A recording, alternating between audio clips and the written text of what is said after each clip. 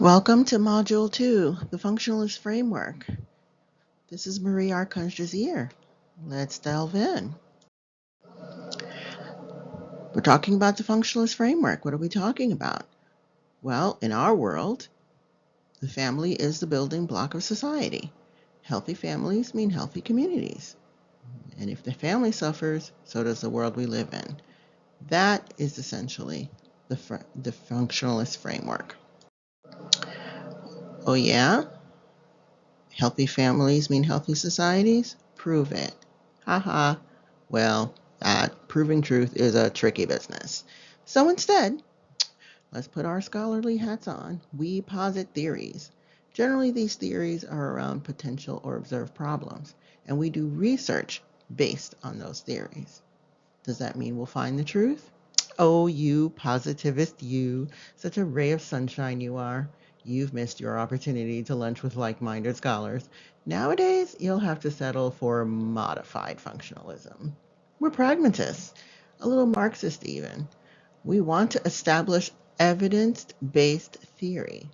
Now, we are aware that those theories that we think are, the cat's meow nowadays, they may actually hold sway, not because they're true, but because we've managed to convince the decision makers, hence a political consideration, instead of truth. But what is absolute truth? We can't prove absolute truth. We're still positivists. We value tolerance, we respect diversity, and we believe that only knowledge gained through logic and method are valid. That is a hallmark of our world. Anything else is ideology. So if you're trying to figure out what I'm reading, what I'm thinking, is it ideology or scientific theory? Here's a hint. If you're thinking families should, it's probably ideology. Scientific explanations require evidence. We're talking about something which has happened or which can be predicted. We need functional explanations. And we need to know, and therefore we need to know the how, not just the why. All right, so let's go down the red carpet. Who's who? World. Of course, we've got Papa Durkheim. If you're a sociologist, this is one of our founders of sociology. He is the social facts guy. Every sociology course you have ever been in has talked about Durkheim. He's all about solidarity and integration, holding society together, norms, beliefs, values held by society, which then affect individuals. And when those norms break down, they might break down into something new. Another big name, big star in sociology, Weber. He advocated understanding of rationalization and bureaucratization. That was such a hallmark of his work that we actually used the term in German that I cannot pronounce. So let's just go with understanding. We need to, according to Weber, we need to understand beliefs and values as they exist in a period of time. All right, it's not just sociologists. We also have rock star anthropologists, Radcliffe Brown and Malinowski. Here, they contributed to the work on societies adapt to fit the needs of their environment. For example, why is it that it's the women who feed the children when we're talking about differentiated gender roles in families? Because our grandmothers didn't have refrigeration, they didn't have breast pumps, they didn't have infant formula. So the situation made women responsible for this task. No blame, no shame, no desire to change homeostasis. Boy. But at least it tells us, oh, that's how that happened. And then future groups, we predict, oh, I'm getting a little ahead of myself, might want to change those norms. Back to Durkheim there. And Malinowski, in particular, talked about 4 different needs in a society: economic adaptation, political authority, educational socialization, and social control. All this has to do with the sociology of the family. We also have Cohen. Now, Cohen is interesting because he posits that sometimes the deviance, because we talk about deviance, and it's, deviance, that sounds a horrible word, but the fact of the matter is, if you're not doing it the way that, like, the picture perfect two parents, dad, mom, both biological parents, son, daughter, and dog, then you're deviant. So Cohen says, oh, don't worry about deviance. Sometimes that doesn't thwart the goal. If they're functionally equivalent, they coexist and everything is fine. And so maybe LGBTQ perspectives come in here and say, hey, two-parent families, I got two moms. It's fine. It's good. The kids are all right. The kids are okay. So that's, I'm not saying that Cohen would have said that particular example, but in his time period. However, that's an idea that sometimes what we call deviant may be just fine. And let's not forget the absolute king of structural functionalism, Talcott Parsons. He's the big star here, red carpet all the way. He spoke of three systems: cultural systems, where we're talking about shared symbols and meanings; social systems, this is a big idea, organizing social groups and institutions. The family is responsible for the integration of adults that maintains our social system; and personality systems, species, generic types of personalities. All right, and in order to survive, societies need structure, social system. We have differentiated roles, and the family is full of differentiated roles. We have an idea in our minds what we mean by mom. We have an idea of our minds what we mean by dad, what the kids do, what Nana does, all these things. This is all part of the sociology of the family. And this all comes into our shared norms and values as a society. We expect Nana to bake those cookies. We expect Nana to give hugs.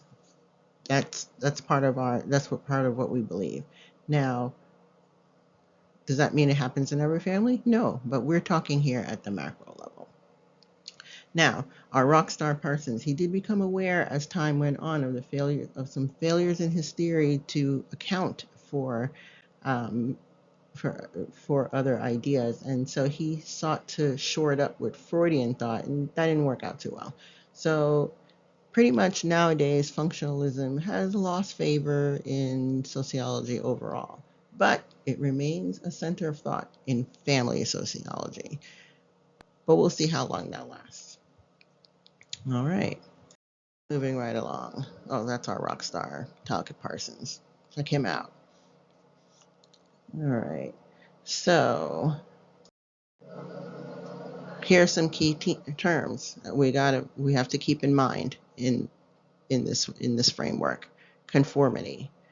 We're talking about conformity. That means you accept the culture and the means. And then we're talking about in the family, for example, dad accepts, that's right, I'm the breadwinner and I get up and go to work every day. Look at me, leave it to Beaver.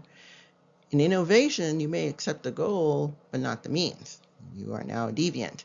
So you're like, I bring home the bacon, but don't ask me what I do all day because I might get arrested. Ritualism, you accept the goals, but not the means. So you work hard, but without the hope of success. This is a sad situation. If we're talking about a movie, you're not going to think of, unless you're thinking of Willy Loman, you're not really going to think of your main character doing this, because this is a guy who pushes the broom every day and nothing ever happens in his life. Retreatism, you give up both, which means we don't really see you as being a family guy at all. The term vagrant came up in the readings. But of course, those people come from families, and they may have, families of orientation, but they may have families of procreation too, right? And when we're thinking about this in sociology, the idea, the concept of how mental illness falls into play didn't actually come up. But that is something that, of course, in the world where sociology and psychology coexist, and social work for that matter, things questions of that nature, studies of that nature would have to come up. How many times when we're talking about retreatism is mental illness actually the reason why? But sociologists, we're not looking at the why as much as we're looking at the how. So there's a difference, and that's why there are sociologists and there are psychologists. Rebellion, you give up both, but with an eye towards new goals and means. So you say that I am not going to go to school, get good grades, graduate, get the job, work 9 to 5, and be happy about it and bring home the bacon. You say, no, life should be different. I want to hike. And my kids are not going to go to school. We're unschooling. We're not even homeschooling. Woohoo, we're unschooling. We're doing something new. So these are the things that exist in our society, right? So, now, we hear progressives versus conservatives all the time, especially in the political world, but here in sociology, we're thinking slightly differently. Same words, same ideas, but slightly different.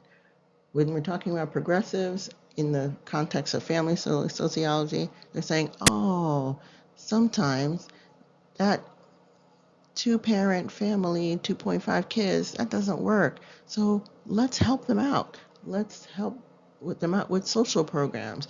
Let's create something called food stamps. Let's create, all sorts of things like that. That's what a progressive does. A conservative goes, no, man, just get married and take care of your kids. Like, let's just work it that way. Let's go back to the OG situation. So that is the way conservatives and progressives look at the same situation and try to address problems. All right. Oh, more on who's who we forgot about. The neo-functionalists, such as Boss and Alexander. And basically what they did was put a little conflict theory into the functionalism, because a little Marxism makes everything a little cool. All right, switching gears. Let's look at families. I kind of touched on this and what deviance is, that we have this idea, this picture perfect what the family is in our minds, but that's not what families always look like. We're calling that deviance. That seems like such an awful word, but it is what it is. So, what families are we talking about? Who the best? 2-parent families, biological families, adoptive families, families with a step parent, single parent families? Wait a minute. What kind of question is that? Everybody's, the elephant in the room is obviously 2-parent biological families, right? That's the OG, that's the norm. If I say God-given, will you bite my head off? Tisk, tisk. Back to the idea of ideology. That's ideology. You're in the wrong place. Exit the door, walk down the hallway, exit the building, get in your car, leave campus. You get my point. Let's put our scholars hats back on. How do we know what kind of family is the best? We do research. And the winner is the hypothesis, based on the perspective that 2-parent biological families are optimal, is partially supported by empirical data. Okay, you won. 2-parent biological families, but not by much. The research shows that adoptive families and families with a step-parent fare about the same as 2-parent biological families. So 2-parent biological families, they win, but not by much.